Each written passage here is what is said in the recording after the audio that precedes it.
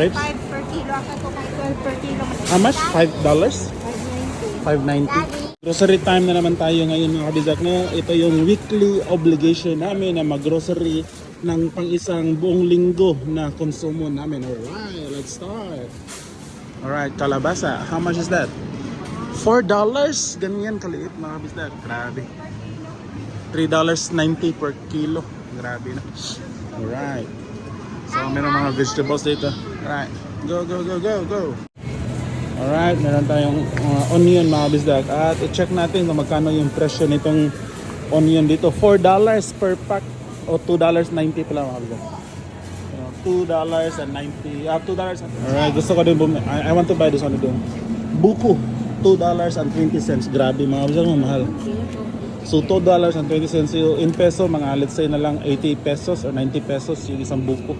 So yun, tumitingin sa amin sa mga vitamins pambata mga bisda kasi maraming naka-sale. 50% off.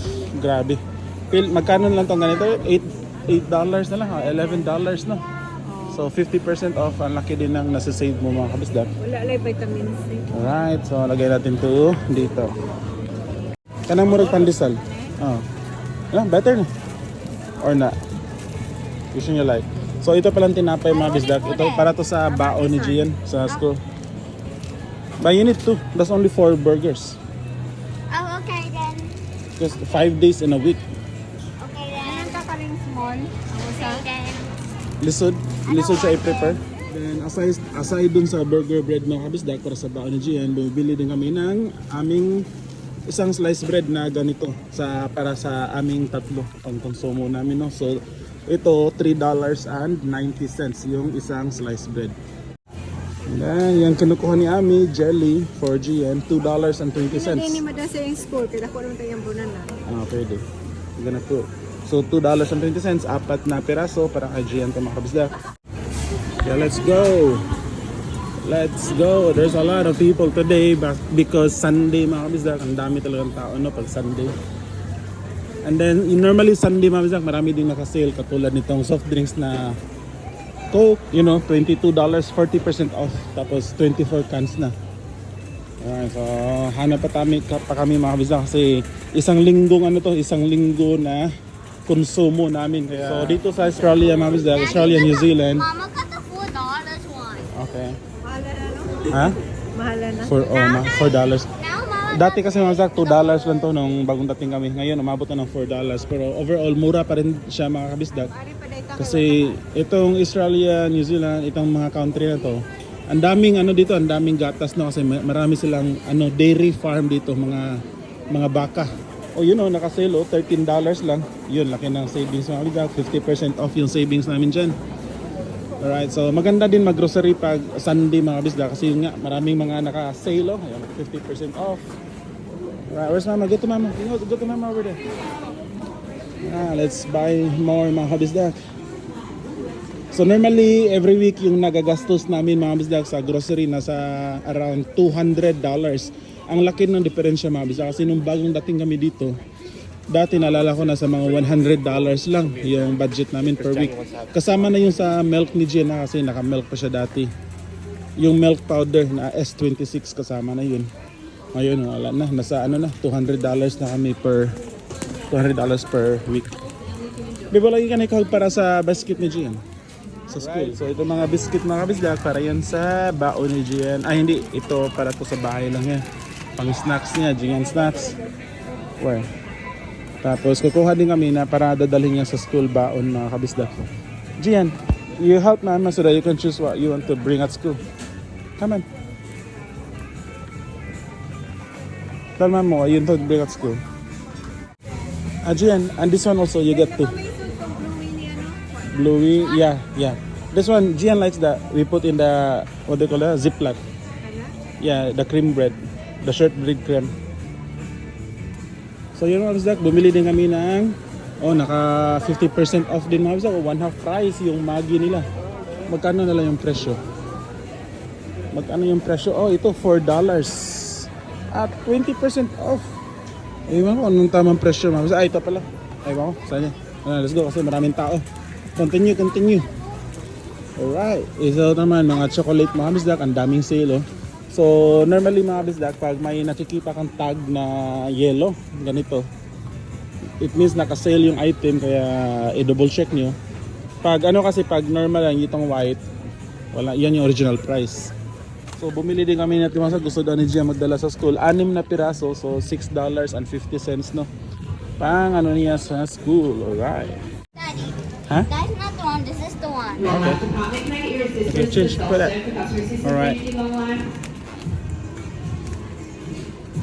So andito din kami sa mga cake na dessert mga Zach. Tingin sa amin. May cake ba? No?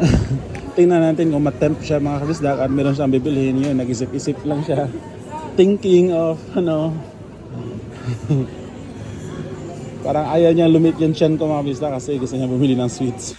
Di okay lang sa kasi again, ano siya, 1 week na ano namin. Kasi within sa middle sa weekdays, hindi na kami mostly bumibili ng mga pagkain mga kabisdak. Wait, why do we need a cake? Yung ending, ito yung napili ni Ami mga kabisdak. Itong variety of small na cakes. Ano to siya mga kabisdak? Parang $20 ata. Nakalimutan doon yung presyo siya.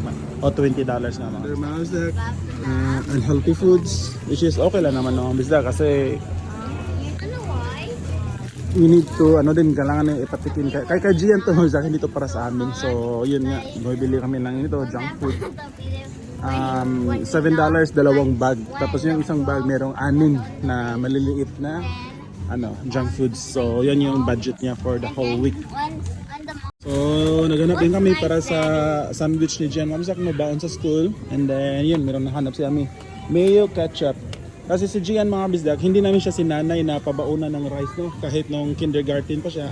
And then kami din mismo mas prefer namin na sandwich lang sa school kasi yung reality mga sa morning, sobrang hirap mag-prepare ng breakfast para sa bata kasi meron kami trabaho para pareho ni Ami. Pero kung nakikita niyo naman sa vlog namin mga pagkadating talaga ni Gian no, galing sa school is bumibili, pinapakain kagad namin si Gian and then nagbe-breakfast din siya. Kaya okay lang at kung yun nakikita niyo naman sa katawan ni Gian mga kabisdak, mas malaki pa nga siya no. Mas malaki pa siya 80% sa mga kaklase niya. Parang nasa top 10 siya sa isa in terms of physical na development niya. So yun, meron naman nahanap si Ami na sale mga kabisdak, 50% off dishwashing liquid.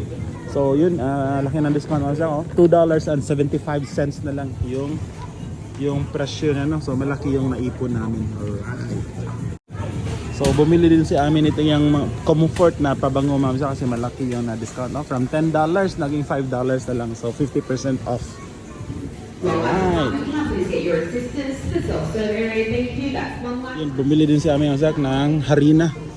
Isang ano yan, isang bottle, $3.25 yung harina. Yun, meron tayong dalawang rice dito.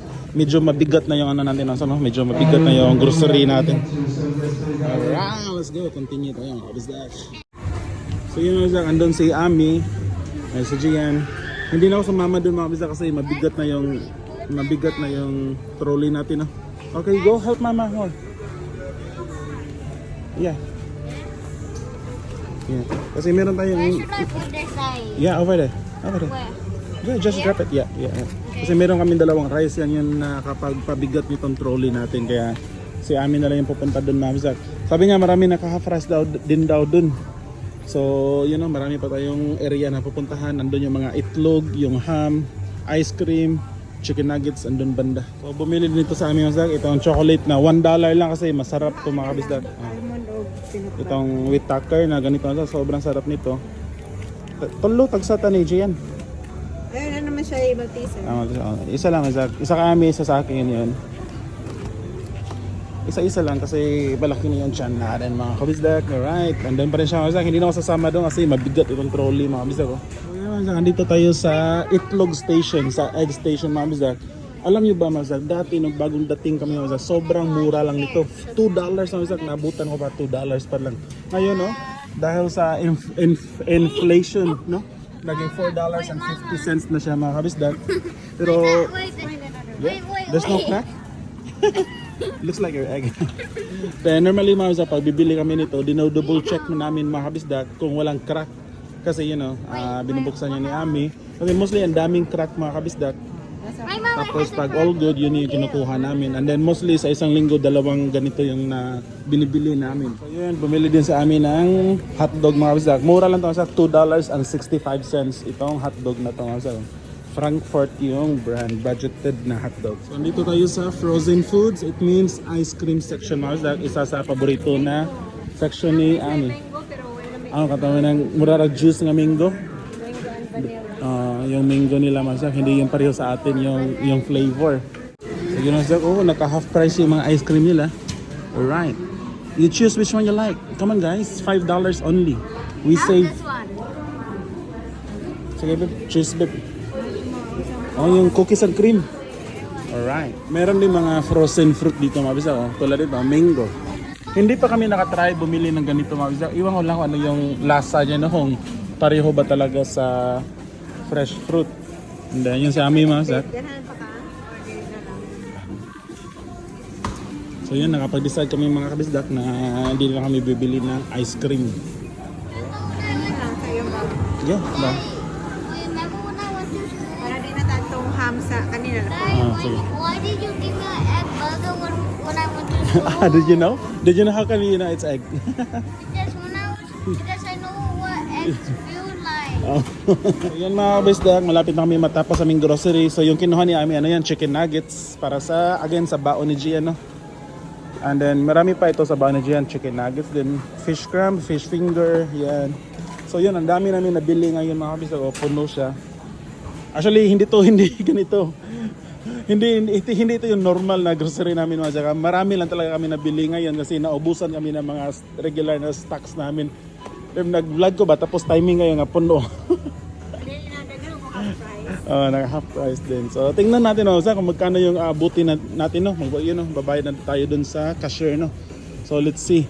Ang estimate ko nito siguro mga $250 to. So tingnan natin mamaya kung tama yung guess ko na $250. Yun know, magbabayad lang si Ami mga kabisdak no. So yung estimate natin no is $250. So tingnan lang natin kung magkano talaga yung abuti natin no. Let's see. So yung nabayaran lahat ni Ami mga sak is $273. No, it's $273.82. Ayan. So tama nga yung guess natin ng office doc na $273. Medyo malaki, hindi to normal nga. Kasi yun nga, meron kami binili na rice na dalawa. So kung wala yung rice, so nasa ano lang mga 220. Tapos aside from that, meron pa rin kami binili mga office doc na hindi siya kasama sa regular na binibili namin no, every week. So yun lang mga office doc, ito yung grocery natin no. Hindi pa kasali dito yung isda, yeah? It was $73. $273.82.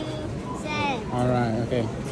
So ngayon mga isda, bibili pa kami ng karne ng baboy tsaka ng isda pero hindi na natin isasali sa vlog natin mga kabisda kasi konti lang naman yung bibilhin namin mga kabisda. Alright, salamat mga kabisda at see you sa next vlog. Bye bye!